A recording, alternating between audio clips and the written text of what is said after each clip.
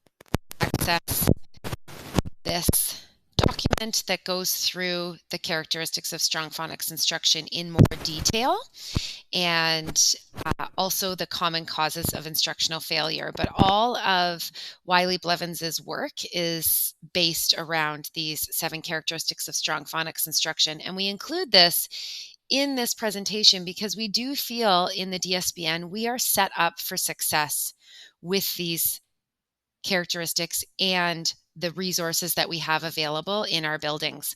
So we're going to walk you through what those resources are and how to effectively use them to cover all 7. And of course, you, the teacher. So if you are taking the time to listen to this presentation, very much appreciated. And if you have questions afterwards, please reach out to myself or your instructional coach for more information. One of the things that we know is that when a classroom has great routines and structure, students do well. Often, self-regulation issues are a result of a lack of structure or a lack of routines. Students need to know what is expected of them. Another great thing about having routines is that you avoid the common cause of instructional failure that Wiley Blevins discusses called time lost during transitions. So when we're coming in first thing in the morning or when we're lining up to go outside for recess, all of those things that sometimes we can waste 5 to 10 minutes of our instructional day doing those things. And if we can get students into really great routines within the classrooms, we can avoid those common causes of failure. So when I've been into a few classrooms and been providing the teachers with feedback, one of the things I notice is first thing in the morning or after a break when students come in, they might be sitting down and waiting to get ready to get the day started, or the block of learning started, and there's things that happen. There's O Canada, there's the land acknowledgement, there's money that needs to be collected, there's a parent that comes in and has some questions. So if students have a purposeful activity to get them started and to focus on during these transition times, it can be really helpful. So if you have those types of interruptions in the morning or after break, it's a good idea to have some centers set up that students know when they come in the classroom, there's an activity on their desk and they've practiced and they understand what's expected of them and they get right to work for that time. So some examples here, and I'm bringing in some cross-curricular ideas because it doesn't have to be just language activities. So you can see in this first circle here, we have a pentomino puzzle. There's tangrams. This is great for all grades to be engaging in these types of activities. Or if you do happen to have Dreambox learning, have Dreambox set up for 4 students at this station. And when they come in, they know that they have to complete one lesson on Dreambox when they get there. One thing here that's stated is that primary students are little. If they can't log in yet, you can do it for them, and that's okay. We don't need to be wasting lots of instructional time having students learn to type at students.dsbn.org. That's a tricky thing to do and can take a lot of time. A grade 1 student might leave grade 1 not being able to do that, and that's okay. So having those computers logged in, ready to go.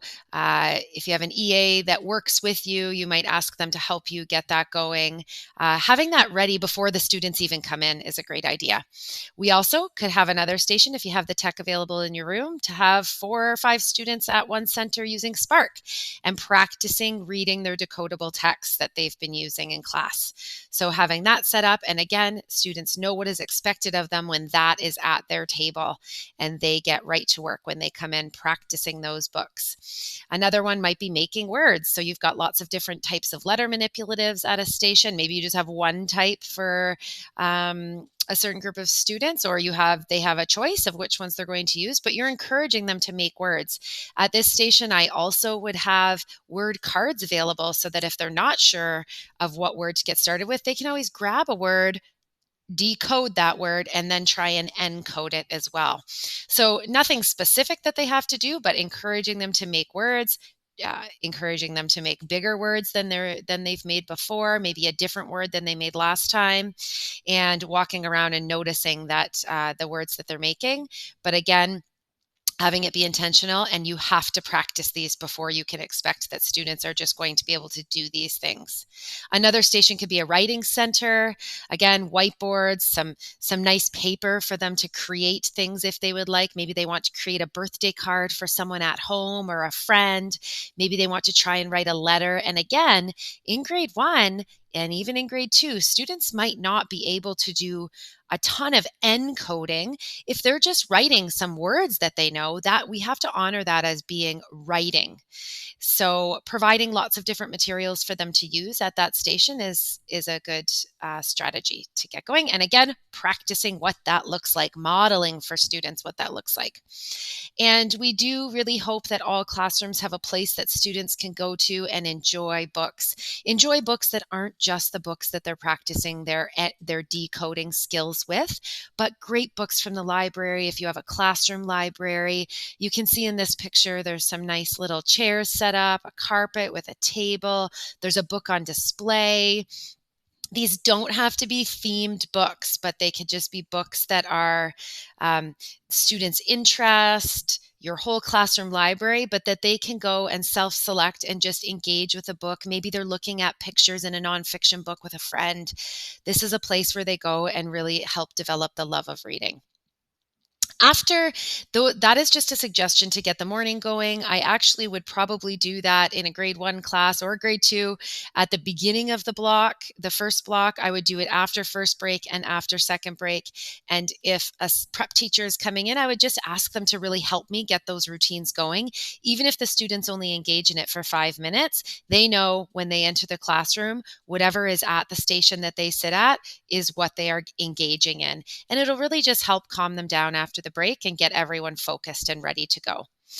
As soon as hypothetically, if this were a morning session and Canada just finished, I would get kids into the habit of coming to our gathering place to work through Haggerty. We're hoping that all K-2 teachers are doing Haggerty. If you have never done Haggerty before and you need a refresher, please let us know. We are doing some after-school sessions on new to Haggerty, so we can offer more of those if there is a need for them.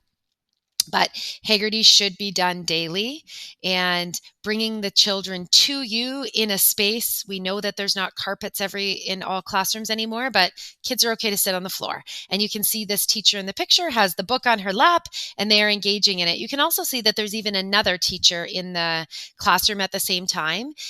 Kids shouldn't be being pulled out of the class for any tier 2 or tier 3 instruction during Haggerty, or even during the language block. If you can avoid it, they should be receiving the tier 1 instruction. But if an LRT or an LRTI or the coach comes into the classroom while you're doing Haggerty, encourage them just to participate with you. Sit beside a student that appears to be disengaged. Do the actions with them and take part, because Haggerty is only about 10 minutes a day, and we want every child to be exposed to it, no matter where they are in their learning journey. And research does show that Haggerty at the beginning of a language block is the most effective, but if it doesn't work in your classroom to be the first thing that you do, that is okay as well. Fit it in somewhere, even if it has to be outside of the language block. Now, Phonics Companion is our phonics scope and sequence that we are using in the DSBN, and we believe that it covers all 7 of the characteristics of strong phonics instruction if used effectively. So right now I'm going to walk you through what this lesson could be. Again, in person, this would be much better because I could really be demonstrating what this is. But if you would like to see that, please request that we come out to your school. We can do lunch and learns. We can come and co-teach. Just ask. All you have to do is send an email and we can set something like that up. So in these lessons, the Phonics Companion has 120 lessons, depending on your grade, 1 or 2, and also it can be used in 3 and up as well. We'll talk more about that at the end of this presentation, but you're deciding where you can start. In grade 1, we're suggesting that you start right at the very first lesson, and you do 4 lessons in a 10-day cycle. So 4 sounds in a 10-day cycle. You may have a class that can do 3 per week, so you might be doing 6 in a 10-day cycle. But one of the really important pieces of phonics learning is that students have the opportunity to practice and apply the skills. So if you're doing a new sound every day, you're not giving them the chance to do the important things that they need to do to practice and apply and consolidate and master those sounds. So I am going to walk you through what one day in a Phonics Companion lesson might look like. And again, I would take each Phonics Companion lesson and probably break it into a 2-day span. And I'll explain how that works. So to begin every phonics lesson, I would do this right after Haggerty when we're still sitting at that gathering space together. One thing that I've also been messaging is that you don't need to have a slideshow to teach a Phonics Companion lesson. I actually think that you should turn your smartboards and projectors off and have kids close to you and use materials like chopped up pieces of paper, cardstock for the word cards, and just a square piece of paper with the letters on it. You don't even need to print all of the Blackline Masters from Phonics Companion. I'll talk more about that after, but there's lots of ways that we can save paper. So these letter cards here are actually available right in the portal. And at the end of this, I'll walk you through the portal so that you can see all of the great things that are available there. But the beginning of every Phonics Companion lesson is reviewing the previously taught sounds. And I would just, in a little basket beside my chair where we gather, I would have a little basket of our sounds that we know. This sound M is lesson 10 in the Phonics Companion.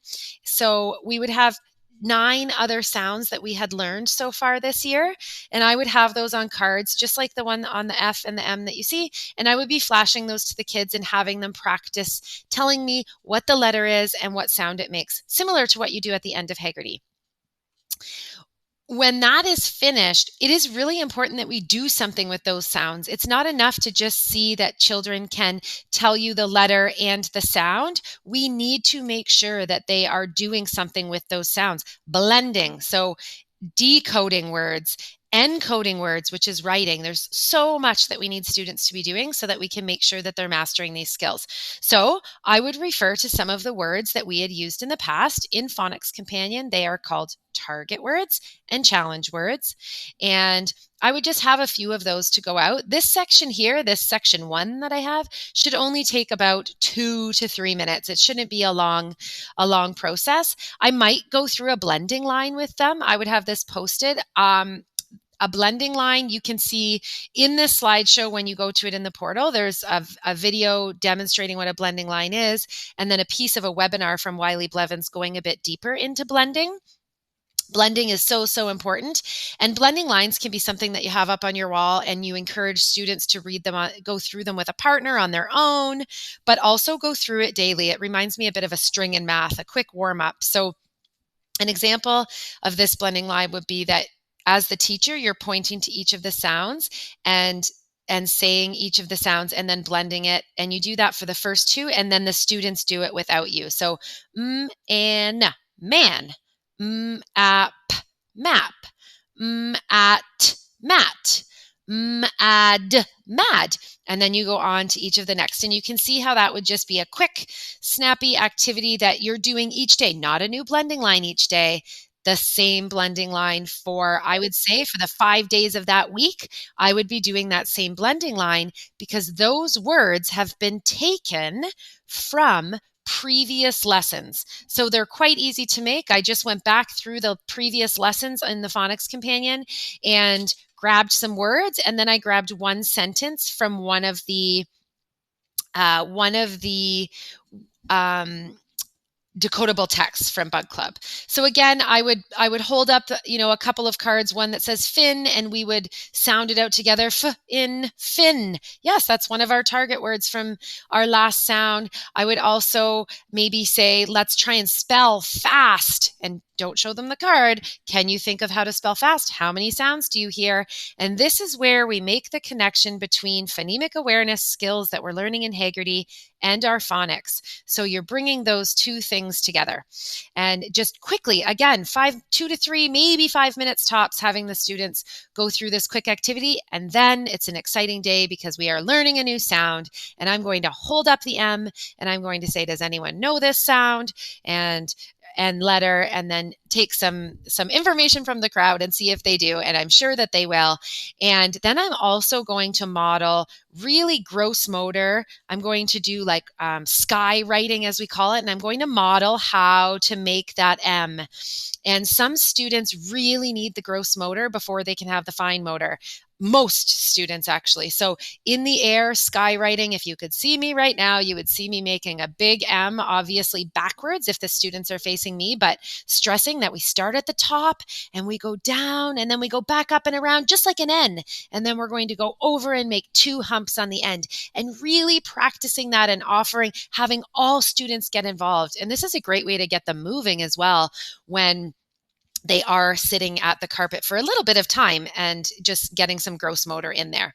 So after I've introduced the sound, then I'm going to say, I have 5 new words for you today. They are the target words, and we are going to think about what sounds we hear in them. So the first word is man. Where do you hear the sound? And then I would have them tell me where they hear the sound. And then I would take a blank piece of cardstock that I've chopped to be my word cards, and I would model encoding man, and they would be helping me, and we're making our word cards right there. I would also have a basket beside me at this space as well, where I have all of the words that we've learned. I wouldn't have all of the words from all of the lessons posted on the wall. I would have them in a basket that we could review. Often when I'm doing the review at the beginning, I might not always just do the words from the lesson before. I might grab 5 from the previous 5 lessons. One of the important pieces of phonics instruction is the review cycle. We need to review, just like in math, we say cycle back. We need to make sure that we're going back to the sounds and words that we learned 2 weeks ago, 3 weeks ago, even 6 weeks ago, to make sure that kids are mastering those sounds. So that might be a little bin that I have, and I might have these words in more than one place. I see classrooms that have them on those bigger, like doctor style popsicle sticks. In bins, have the words in lots of places so that students can interact with them. But you don't need to have a word wall. I've been saying to teachers in classrooms that I go in, if you have a word wall and you're putting these words up there, take the word wall down and use that beautiful whiteboard underneath for lots of different things. And have the words just in lots of places, lots of baskets of words around the classroom. You might have the blending line posted on the wall, and we're allowed to reproduce all of the decodable text. So you might have a chart paper, as you can see this Sid Did It one, just on the wall. And when children go and engage with it, because they have a chance to select an activity, or they're waiting for the teacher, and they get into the habit of going and reading these things on their own or with a partner with a fancy pointer, have them autograph that sign so that you can see that they did it. And I've been saying, if they autograph it 25 times, I'm going to say to them, oh my gosh, you must be so fluent. Look how many times you read this. And if they go and read it to you and they're still not able to decode it, you probably know they just wrote their name on it 25 times, and that's okay.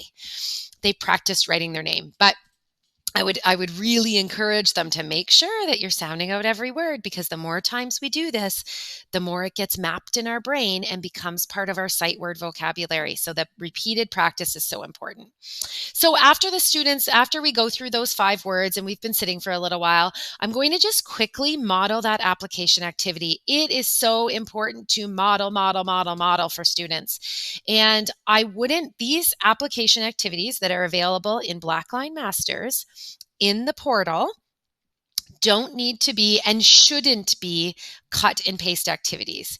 You should actually make them up, put them on cardstock.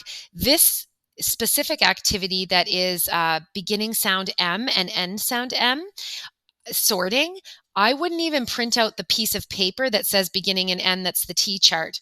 I would just explain this activity to them and have them sort. One pile are the beginning sounds and one pile are the end sounds. And then the thing about doing it on cardstock, no need to laminate, is that you can have them in little envelopes, and then they can reuse them, which I'm going to suggest in a minute, that you reuse them throughout the year.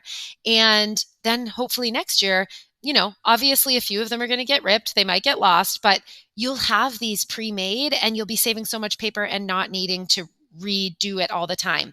And they don't need to be taking these home as a product of learning. If parents are asking why nothing is coming home, you can tell them that you're doing lots of work. You take pictures of their work. You are collecting anecdotal observations, and you do lots of hands-on things. And if they want things coming home, you can mention that they have Spark. If they don't have Spark, you can send home booklets of the printable decodables. You could send home letter cards and really encourage them just to read with their children. So that's the application activity. On the first day, I would just model that to them. I wouldn't even necessarily have them going to do that. But they might be. I'm going to talk about some centers in a minute, and that would just get added. I would have a bin called Phonics games, and that's going to be added to it. And that might be the first game that I ask that they play if they're at the Phonics Game Center. I've included this example here that says RIN, just actually so that I don't forget to talk about it. But RIN, an example, I was in a class and we were making up some of the word cards because they didn't have the word cards yet. And so I was just asking all of the students. There was 20 kids, and I asked them to give me a word. And one little friend said RIN was one of the words. And I sounded it out with them, and we thought about how many sounds it has, and we wrote the word RIN.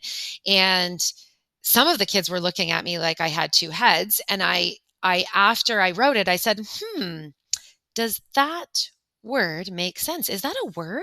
I don't think I've ever heard the word "rin" before. And some of the students laughed and said, no, it's not a word. So then we talked about how could we make the word "rin" a word? Why isn't it a word? And we talked about how that combination of letters doesn't have meaning. So we actually said, oh, okay, what if we could turn the I to an ah? What word would that be? So then we had ran. And I said, it's actually just kind of a nonsense word. We call those silly words that sometimes we can put sounds together that sound like a word, but they're not a word. And the more we read and the more we learn about words, we'll know when we read a word that's not actually a word. And we'll notice we must have made some kind of mistake. So that was just an example. And I wanted to honor the students' thinking. And then they could all see that, ooh, sometimes the words are nonsense. At this point in the lesson, students have probably been sitting for 20 minutes. And if they've been sitting for 50 because this is new to you and the group and you're just getting used to it, that's okay. Everything takes time. And not only do kids need to practice, we need to practice. And when you're first doing this, it might take a bit longer. And if you find that you introduced 2 target words and they are starting to get squirrely, it's okay to move on to something else and come back to the rest of the lesson later. So in a perfect world, at this point, I would ask my students to return to their seats and get out their letter cards. And I have a new letter card for them. They have their M that they get to add to their packs today.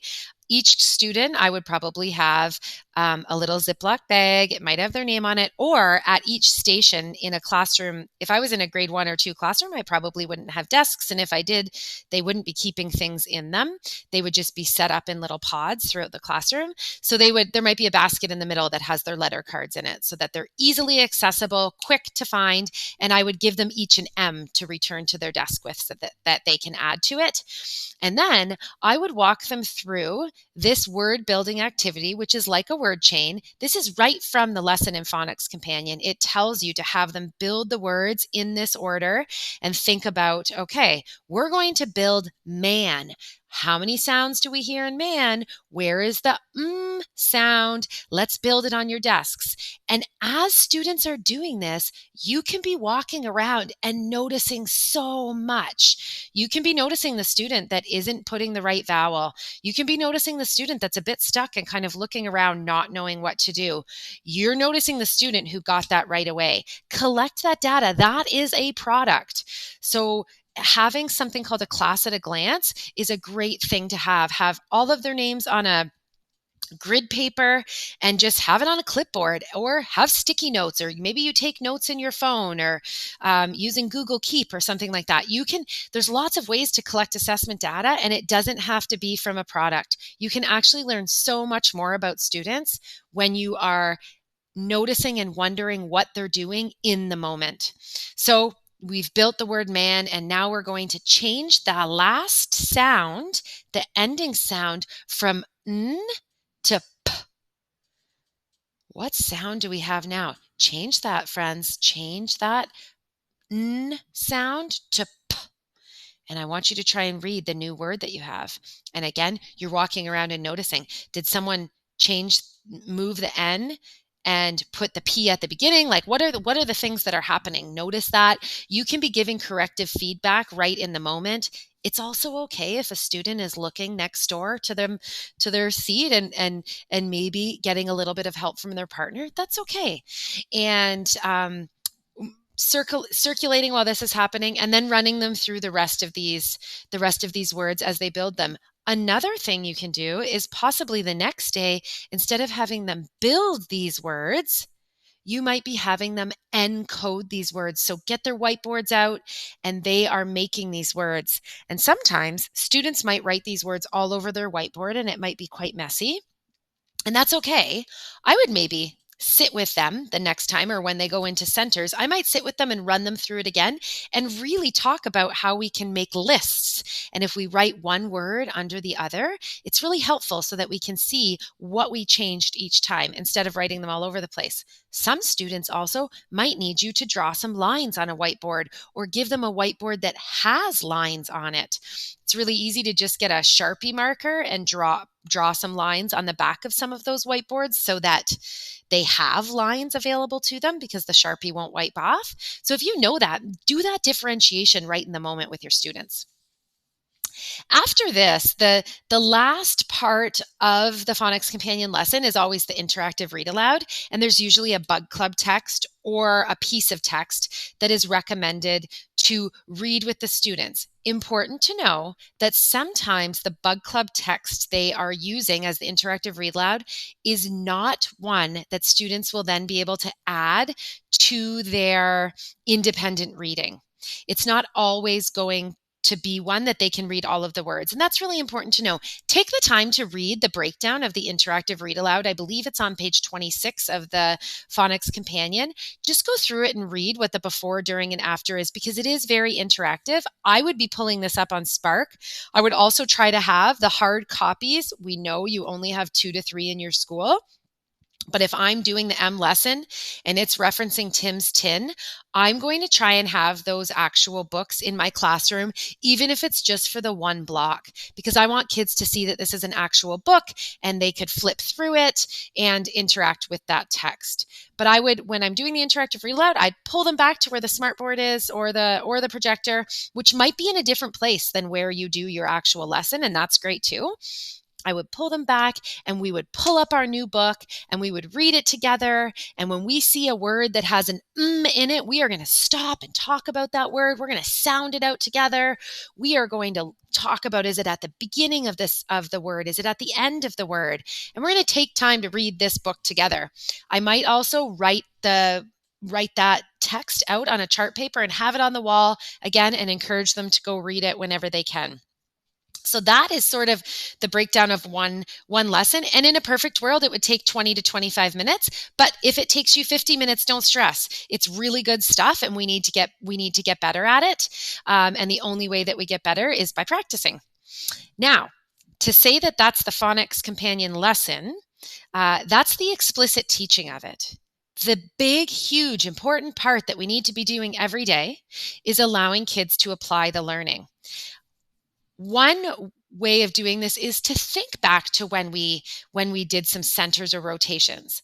I just am hesitant to call them rotations because I don't want teachers and kids to think that they have to go through all of the different centers each day and that it's the blue group that needs to do this day, and I'm going to keep track of which ones they did. It doesn't matter if a student does the same thing 2 days in a row.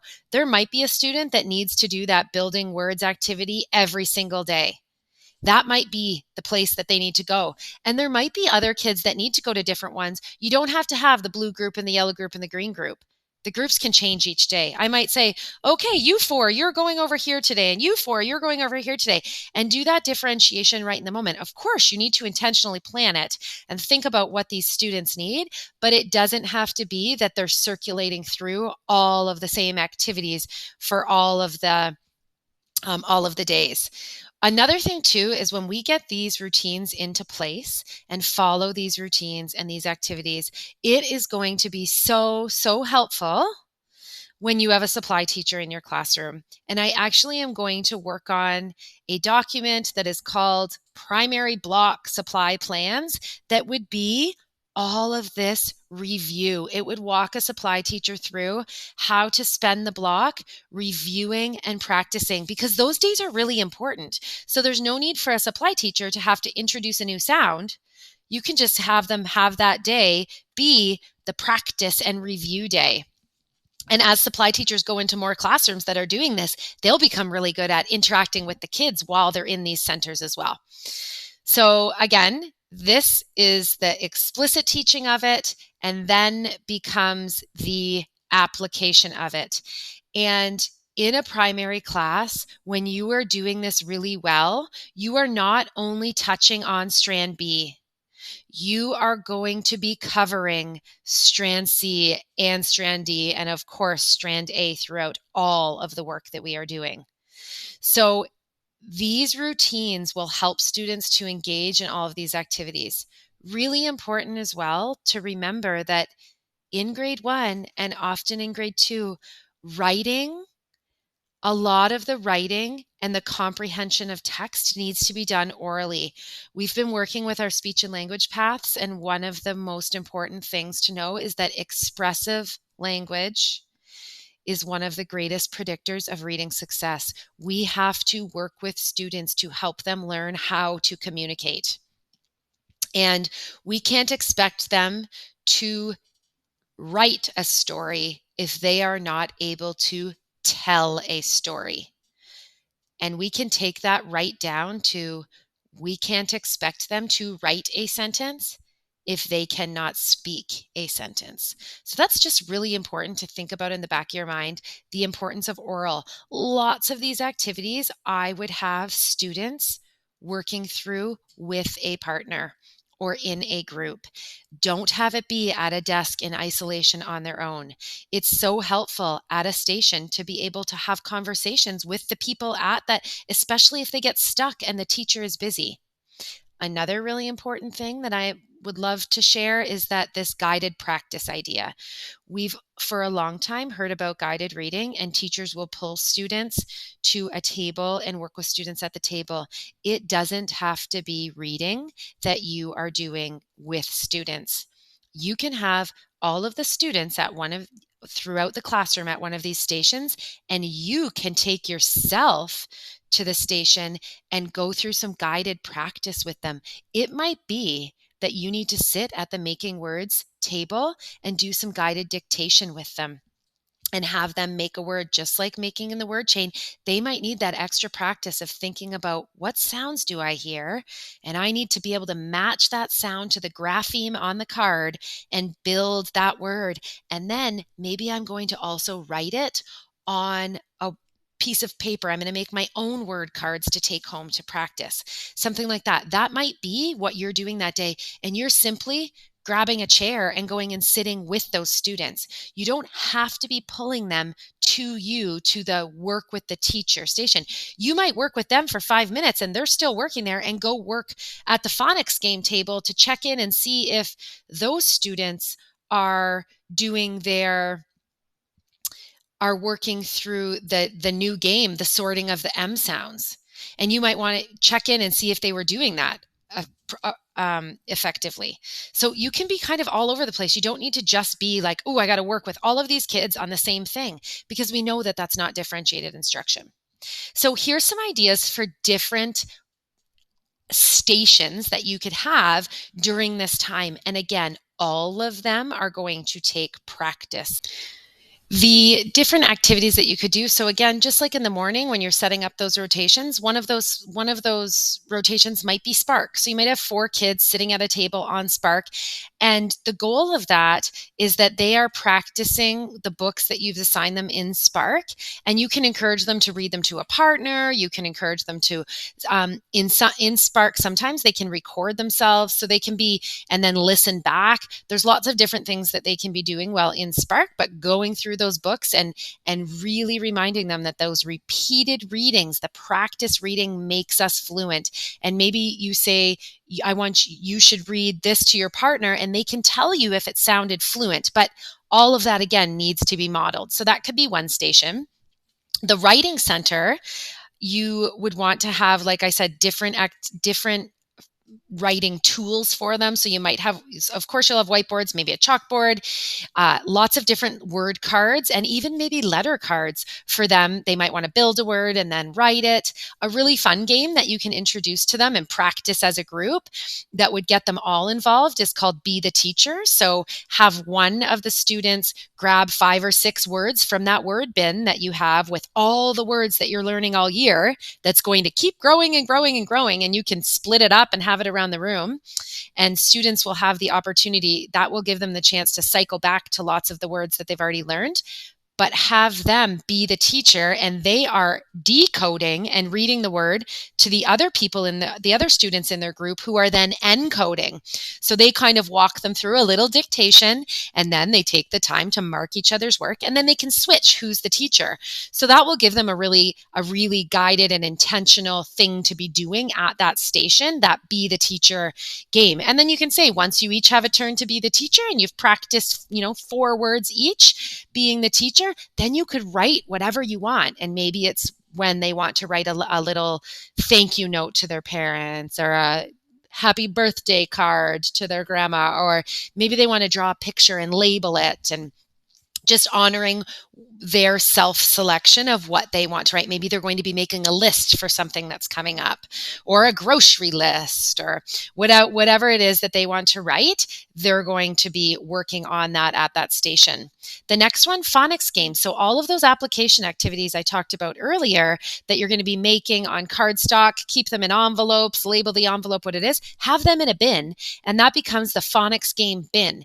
And then this day, when we just introduced the M sound, I would be having students play that game first. If they're at that center, they know that they need to play that game first with a partner. I would have, if there's 4 of them at the station, I would have 2 of the games available, and they're going to play that with a partner.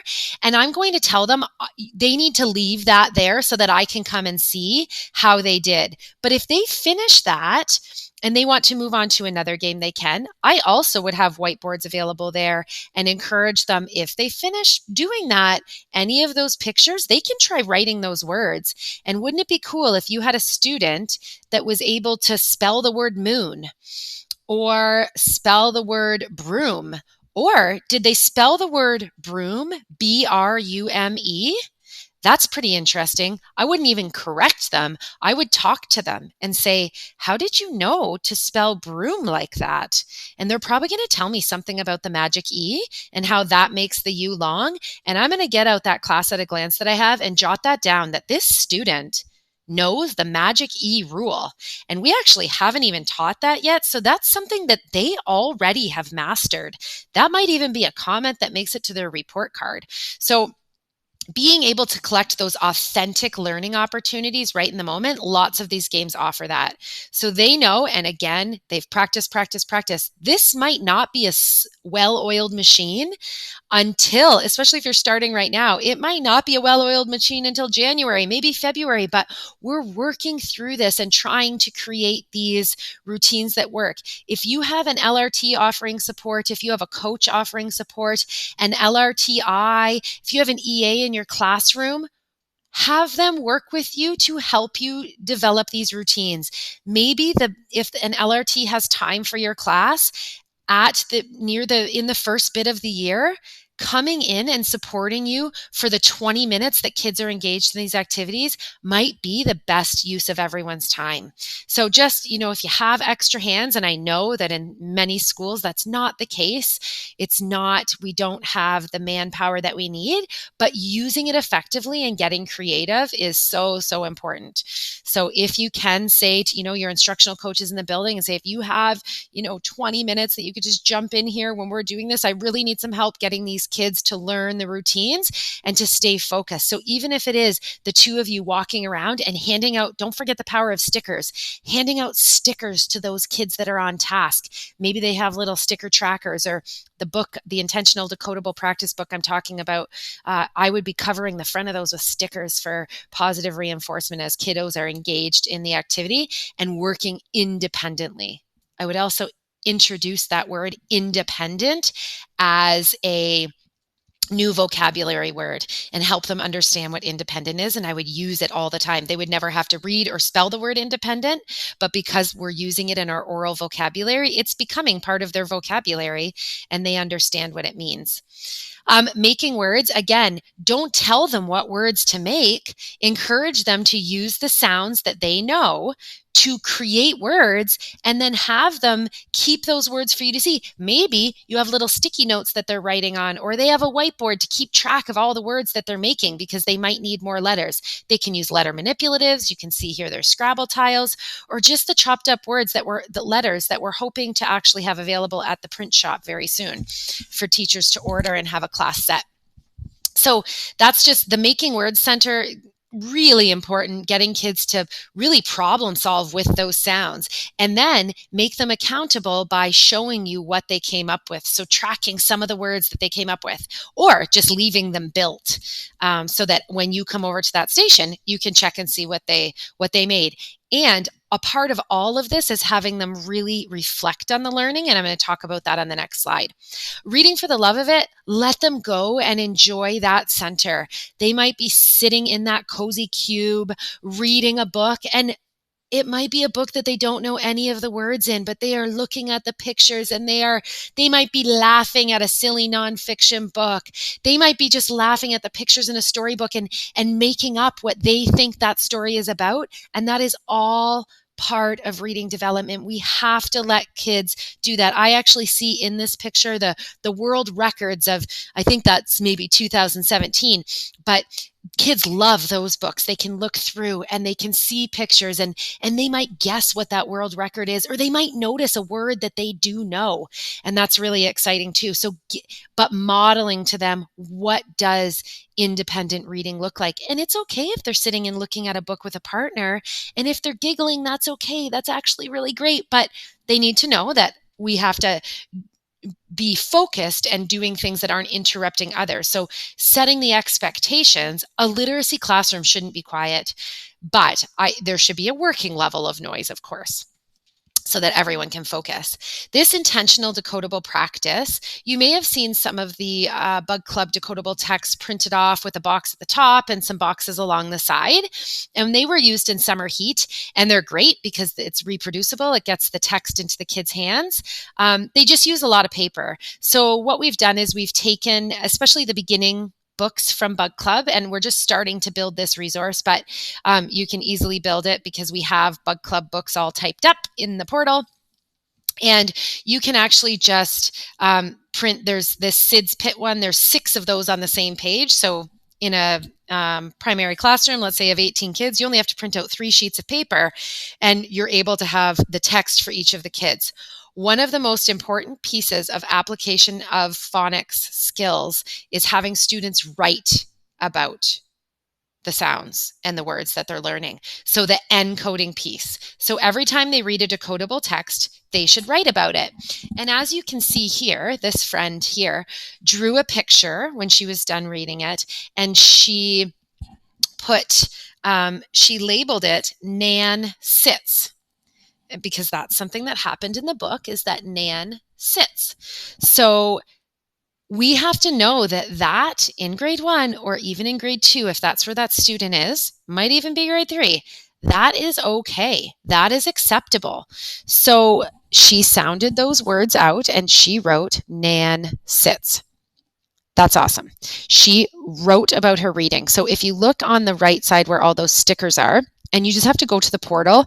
This document is called Bug Club Paving Paper, and it's evolving, but this needs to be modeled to kids, what you do when you're at this station. But this is where all of the books that they are going to be using for their independent practice and group practice. And these are the texts that they need to practice with to master and become fluent.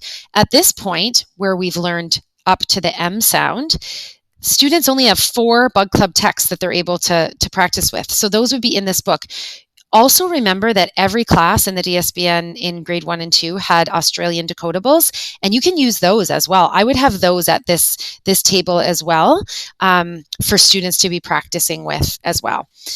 They can just make sure that they're along the scope and sequence, the sets that they're able to access. And if you have questions about that, please just reach out and I can walk you through that. But this little piece of paper to the right with the stickers on it gives them an intention for their time at this center.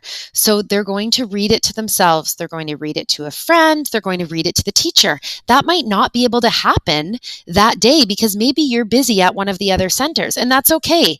They're not doing all 5 of these activities on the same day for the same book. Circle the target sound. So today the target sound was M. Are there any words in there that have the M sound? So you would go in and see this day, actually, the target sound was S. So they've gone in and circled all the words that had the S sound. And then write about the reading. Again, so important to have them write about the reading.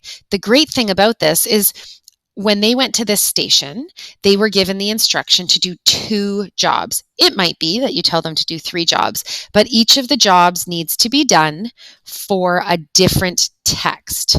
So maybe they're going to read Sid's Pit to themselves. and then they're going to flip the page and they're going to circle the target sounds in Tim's tin. And if you've asked them to do 3 jobs, maybe they're going to flip to the next page and they're going to write about Sid did it. So every time they complete one of the jobs, they give themselves a sticker. This is very independent. Let them be independent. Don't make them come to you to get the sticker. Have those stickers at that station and they keep track. And then you're able to quickly look back and say like, oh, wow, you read this one to yourself today. You read this one to a friend. Good job. Or as you move along and add more books to it, you might flip back and notice, oh, look, you didn't write about Sid's Pit. You should go back and write about it. Or let's say we're 3 weeks on from this, from practicing these 4 books, and this student notices that, or you notice that this student needs something else. They need to do something else because they say they've done all of the things for all of the books. I would go back and say, okay, how about you read Sid's Pit again? And I want you to write the sentence that would come next, because now we've done some mini lessons on what is a sentence. And again, a sentence isn't a capital at the beginning and a period at the end. That's the convention piece of it. We have to really explicitly teach to kids that sentences have a noun and a verb in them. We have to talk about the different kinds of sentences. And I do believe that we can be teaching all of that through the Bug Club text. So that grammar continuum, we can be covering lots of that through the Bug Club texts. So, and we are going to work on a document that will help us to do that. So just stay tuned for that. That is coming. So there's lots of different ways you can do this. So then the student goes back and writes this whole new writes an actual sentence, and you can say, wow, look how much you've grown since we read this the first time. You now just wrote a whole sentence and you used capitals and you used an exclamation mark and you made sure it had a noun and it had a verb. And the first time you read this, you wrote Nan sits. And that's a really exciting thing to celebrate with kids. So there's lots of ways that you can use these booklets to get kids engaging in the text. So these are some really great centers that you can use. And like I was saying, if we get these activities if we get these routines in place in a classroom, your block, for the most part, is going to really run itself.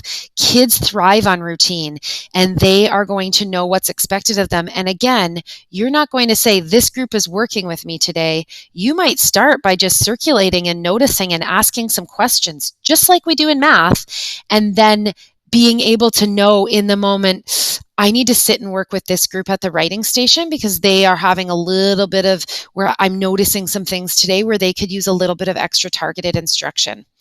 Or the phonics game, they're struggling with hearing that beginning or end sound. I'm going to sit with them and do that with them today. So that's really important to consider.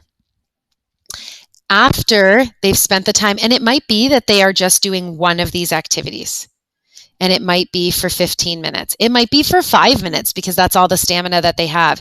You're going to work towards being able to do more. Maybe you think, oh, I think we have time. We're going to do 2 of these centers today. So we're going to switch it up. But you know what? Like, I'm not just going to say, turn and go this way. I might actually say like, ooh, this little guy that was at the making words station, I need him to go over to intentional decodable practice. And the one that was at intentional decodable practice, I think that they actually would benefit from going to the Reading for the Love of It Center right now.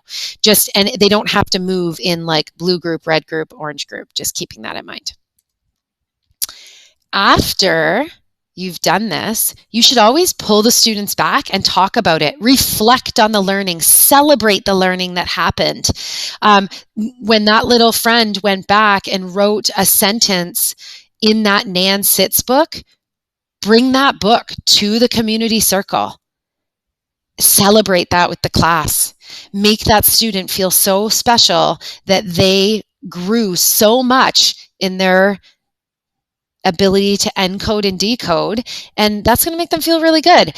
We've included some prompts here of what you might do. This isn't supposed to be a 30-minute reflection. You might only talk about a couple of things. You might say, I went to the phonics game today, and it's the new phonics game that we learned, and we did something really cool over there.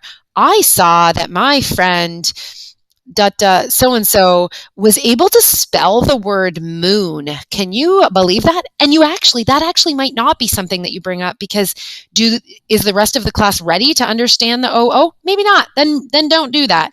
But you might say, they were able to spell all of these words. That's exciting. Tell me about what book you read. Oh, it was the world records book. Did you see something cool in there? Oh, I saw a word that we learned today. Just giving them a chance to come back and consolidate a bit and celebrate and reflect on the learning. And then they see that other students are doing great things at the other centers as well. So just taking that time. Again, this is not a big, long event. You might not talk about all of the pieces. You might just talk about one of the centers that day, but taking the time to come back as a group and reflect after that. It's really important and included because it is important to know that the Phonics Companion only references 79 of the 161 Bug Club texts. Bug Club texts are organized into sets. So if there's a book from set 5 that a Phonics Companion lesson references, and it has phonemes that the students know and are able to practice with, set 5 has 6 books in it. All 6 of those books could then become practice books, not just that one book that the Phonics Companion references. We, again, are working on a document that's going to help teachers to understand which books for which lessons for independent practice. So that is coming, but just really important to know there's lots more that Bug Club has to offer you than just the books that are referenced in the Phonics Companion. There's always a bit of confusion around high-frequency sight and irregular words. A cute little quote from something that I read, and I don't even remember where I read it from, but it was that all words are trying to become sight words. An effective reader and a good reader, all of you listening to this, I'm sure, are great readers. All words are sight words because they're in our memory bank. We know them. We want words to become sight words for students through the process of decoding. Because if they are memorizing whole words, there's only so much room in a brain to memorize those words. So we want to teach them the strategies to decode words, because many of these high frequency words, which high frequency words are words that, write down here, these 109 words comprise 50% of the words found in children's text, based on putting books into a system and figuring out which ones. The is the most common word used in the English language. Kids need to learn to read the word the. It is not decodable. We need to explicitly teach them that.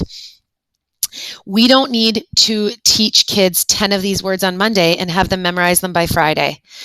We want to teach them the high frequency words or the tricky words that show up in the Bug Club text that they're going to be reading that are not decodable. So there might be 2 words in a 10-day cycle that you're going to work on having kids learn and become part of their sight word memory. And when we expose them to them and when we explain to them that they're one of these tricky words, it's an irregular word, it doesn't follow the rules that we're learning, that's how we teach that. This, if you go into the portal or click here in this slideshow, there's lots of great information. There's a really great podcast you could listen to, but take the time to read that and try, if there's something that you're going to shift, try and shift that practice of thinking that you need to introduce 10 high frequency words on Monday and test them on Friday. We don't need to do that. They are going to learn to read so many words through the explicit instruction and the application of the learning in the Phonics Companion. A really important piece of the block as well needs to be the comprehension piece and the read aloud. We should be reading to students every day. And this says primary, this should be primary, junior, intermediate. Read them a really great text and look at the curriculum and think to yourself, what strategy could I model? What writing form could I talk about through this? Remembering that so much of this curriculum is oral language. Children's oral language needs to develop before their written and reading abilities develop. So we need to always be working on that You can develop their comprehension strategies orally through a read aloud, your think aloud, your what happened at the beginning of the story, what happened in the middle. You can also teach them what a narrative is through these oral discussions. They can know that a narrative is a story and it has characters, it has a setting, it has a problem, and it has a solution. Every time I read them a narrative, I'm going to ask them, what is the problem? What is the solution? When they read a bug club text, we're going to talk about the comprehension questions at the back. I'm going to say, what happened at the beginning? What happened in the middle? What happened at the end? Maybe not much happened in that decodable text, but that's actually going to be easier for them to think about. Sid did it. Oh, at the beginning, Sid was with dad, and in the middle, Sid and at the end, and maybe they're drawing 3 pictures and writing 3 words, and that's their retell. We have to remember that that's okay. And then when you read them the most magnificent idea, talk about it. Have them go back and talk with a partner about, what was this story about? What was the problem? What was the setting? And then have them come back and share that with you, or circulate around and ask them that. Were they able to comprehend that? Do they understand it? Have them make up their own story, but have them tell it to you orally. Tell your story to your friend. Think about who your character is going to be. What is the problem going to be? And what is the solution going to be? Now tell the story to your friend. They don't ever have to write that down. Maybe they are going to try and write it when they're at their writing station. And it might be a couple of words with some drawn pictures. Maybe at the writing station, they've taken some paper and stapled it together, and they're starting to illustrate their story that they are then going to try and write one sentence about. Remember how important oral language is, and also how important reading to students is. And we can do a lot of that through there. So in those supply teacher plans that I'm hoping to create, I'm also going to have that and a really great read aloud. And this is the strategy you're going to model. We need to model to kids. As we're reading a book, we used to have the little stick with the think aloud bubble on it. Many of you won't remember that because it's from a long time ago, but we don't need to hold it up and say we're thinking aloud. We just need to do the thinking aloud for the students. They need to see us modeling all of these things to them. So that's just really important that we're including. And if you ran out of time because you're getting into the phonics routines and all of that we talked about before, the application piece, the really rich applying their learning, took the 100 minutes one day, do this at the end of the day. Do it during social studies. Do it during science. It's okay. There's no one coming out and saying, oh, you did too much language today, right? Read them a book about what you're learning in social studies and talk about the comprehension strategies that we need to learn in literacy.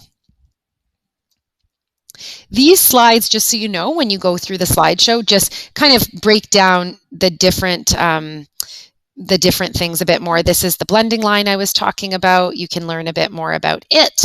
If you go through there, this is the example of the decode or the Be the Teacher game, the importance of reading. These are some ideas that you can have students go back, and in those decodable text practice books, these are the things that they can be doing. Again, a retelling in grade 1 might be that they draw 2 pictures and label it. And that's okay. They might write 2 words. A story extension, that might be 1 extra sentence when they're learning to write sentences. It doesn't mean that it has to be this big, long paragraph. Hopefully, by a certain point, we get these kids able to write lots of words. But when we're working on decoding and encoding, and the better they get at that, and the more fluent they get, and the more accurate they get, the more words they're going to know how to spell, and that will make it so much easier for them to do. 3 things you learned. That might just be that they write 3 words down, and that's okay. But they should always be encouraged to write about what they're reading. This is just also talking about 4 days, 4 sounds, 10-day cycle, and I think I went through that, how that might look. These are ways that you can extend that application activity. And that's the same slide as before. This is the one I wanted to get to. If you have junior students, grade 3 and up, basically, that I would say grade 3 might be sometimes, especially at this point when not all kids have had explicit phonics instruction, you might be following more of the grade 2 approach that we just went through. But many of our students haven't had this explicit instruction. You might have a student in grade 4 or 5 who can read, they seem to be able to read. And then you go to do a spelling inventory or you notice their spelling is atrocious. It is probably because they actually can't decode. They don't know the rules of phonics. So you might need to go back, and you can go into the portal and find this slideshow, and um, it talks about grouping some of the lessons together. Like, for example, all the long A lessons are sort of grouped together, and it's done this for 3 lessons so far, almost like 3 weeks of learning that you can do with students and have them doing fluency practice and applying that learning. Walk you through the DSBN staff portal. If you're not sure how to get there, when you log in, when you go to the DSBN web page, you just click on student and staff login, and it will take you to this page. It should automatically log you in. Then you're going to click on staff portal, departments, curriculum support services K through 8. And then there's lots of great things available for you here, but click on literacy. These 2 folders here have the most valuable information for you for these resources that I'm talking about. There is a phonics companion folder that is full of all the Phonics Companion Blackline Masters that come with the resource. We've uploaded them from their website. I would not be printing off these word cards or these letter squares, as they take up a lot of paper. And when we give students the letters, as modeled before, that you can cut out letters easily for them, they're also in the portal, and you can just make these on chopped up pieces of cardstock and make them with students in your handwriting, and then they see you modeling it, and it just saves a lot of paper. All of these, there's lots of ways that you can actually save paper within these activities. I would print these ones. I would print and get more of them on a page and chop those up. And I would laminate these, because then students could just use whiteboard markers to write in those. But just lots of creative ways to save paper. And then in there as well, there's the Bug Club file. And we have been given permission from Pearson to reproduce the text that is in Bug Club. So you can go here. This has almost all of the books already typed up, so you can copy them and paste them into places. There's a lot of the books already done. We use these for summer heat. The only thing about this version is that they use a lot of paper. So if you go into the Literacy 2023, there will be the Bug Club saving paper. And this is one of our newer ideas that I referenced in the outline of some of the centers you could use. And these are the six of the same text on the same page, and we're going to continue making more. We only have the first 4 books, but that will be complete in the next few days. We'll keep adding to them. So lots of great things available for you in the portal. All of the welcoming each literate learner slideshows or documents are available. These are great examples of how you might approach your block in the primary, junior, and intermediate grades. If anything has an under construction sign on it, it just means we're not fully finished with it, but wanted to make sure it was there for you to check out. So you can check those things out, like the Bug Club decodable text document is under construction. If you want to use Haggerty in grades 3 and up, here's a great 12-week program. All of these things, if there's been any after-school sessions, so this effective phonics instruction and Haggerty, all available here. Thank you so much for tuning in to this online workshop. Let me know if you have any questions. Mallory Milton.